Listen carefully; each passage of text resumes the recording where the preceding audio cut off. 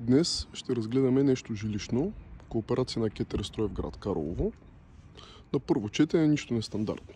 Партерен етаж с магазини, 2 жилищни етажа и един терасовия етаж. Да, обаче терена има денивелация от 3,5 метра, точно един етаж. И какво прави умният човек? Набелязва проблема и го превръща в решение.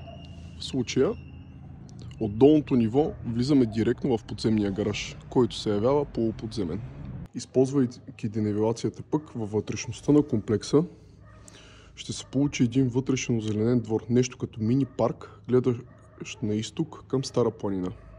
За да направим търговската част представителна и висока 3,20, направихме чупка в нивата. Ето това е нивото на апартамента. Хоп!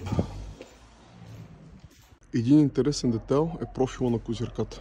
Вместо да правим дебела козирка, ние направихме с профил, който строителя, в случая Кетерстрой, изпълни, и така сградата ще изглежда много по-елегантна.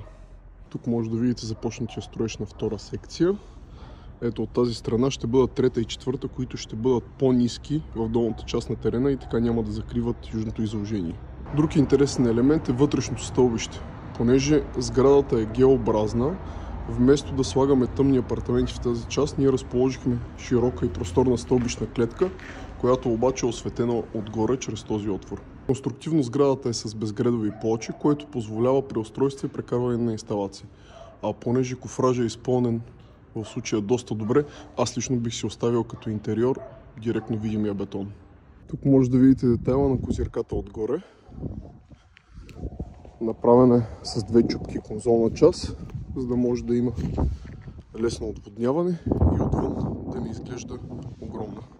А тук направихме изнесен балкон с гледка към планината. Заставаш там и се чувстваш като Леонардо Ди Каприо и Кейт Уинслет. Нека ви покажа. Найса! Еркерът тук е малко над 2 метра. Целта е да може да се паркира един автомобил от улицата, а горе площта да е застроена.